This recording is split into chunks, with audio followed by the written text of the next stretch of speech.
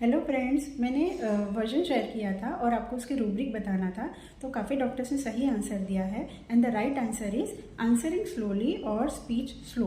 Patient बहुत धीरे धीरे बोल रहा है, ठीक है। तो इस तरह से पेशेंट का हाउ काफ़ी जगह पे हो सकता है बिकॉज ऑफ डलनेस, जैसे कि हेलिबरस, एसिड फॉल्स, देन नक्समोस्टाटा, ठीक है। ये मेडिसिन ओवरऑल डल हो जाती है। जिंकामेट, ये मेडिसिन डल हो जाती हैं जब इनको कोई प्रॉब्लम आती है। या फिर इस रूब्रिक में आपको लेकेसिस, फॉस्फोरस या स्पोंजिया भी मिलती है, ठीक है, जो कि बहुत लुक्वासिटी वाली, वाइलेसियस वाली होती है, लेकिन डल फेज में भी आपको मिल सकती है। या फिर एक चीज़ ये भी होती है कि जब पेशेंट बहुत सोच के बोलता है कि मुझे क्या बोलना है, मेरी कोई बात सामने वाले को पता ना चल जाए, तो वो लोग भी बहुत धीरे बोलते हैं, ठीक है। तो नेट्रम्योर हो गया, लाइकोपोडियम, थूजा, तो ये सारी मेडिसिन इसलिए धीरे बोलती हैं ताकि उनके बारे में कोई चीज़ हमें पता ना चल जाए, ठीक है। तो ये था राइट आंसर। कुछ और रूब्रिक्स भी थे, जैसे कि आंसरिंग रिफ्लेक्टिंग लॉन्ग।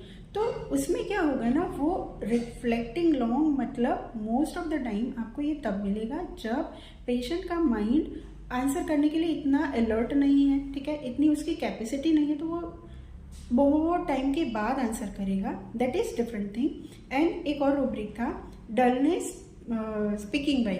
तो वो हो गया सिर्फ स्पीकिंग वाइल, वो डलनेस है। और slow speech, that is different. Dullness आपको सिर्फ स्पीकिंग में, जब बोलने में ही डल है, ठीक है, तो उसमें मेडिसिन भी कम है, तो वो रूब्रिक को थोड़ा सा समझ के लेना चाहिए। और एक और रूब्रिक था मैथमेटिक इनएबिलिटी फॉर। तो मैथमेटिक एबिलिटी मतलब आपका कैलकुलेशन, एक जनरल जो हमारा होता है कि भाई हम इस तरह से करेंगे तो ऐसे होगा, ऐसे करना चाहिए, या फिर लिटरली मैथ्स की बात है तो वो बहुत ज़्यादा उसको फाता नहीं है, दैट इज इनएबिलिटी, ठीक है। तो वो ज़रूरी नहीं है कि मैथमेटिक एबिलिटी वाला स्पीच उसकी स्लो होगी। या दूसरा ये भी हो सकता है कि ज़रूरी नहीं स्पीच स्लो है उसका मतलब वो मैथ्स नहीं जानता है।